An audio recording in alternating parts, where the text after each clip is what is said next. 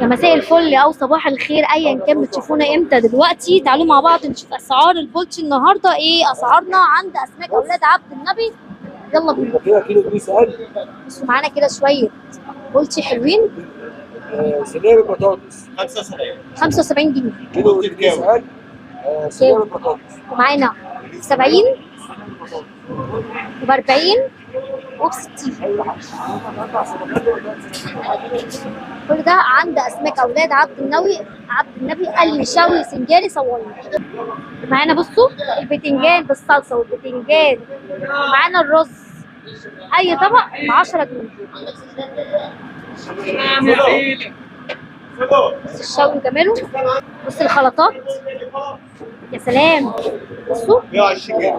الكلام ده كله عند مين؟ عند المعلم خميس بس اهو.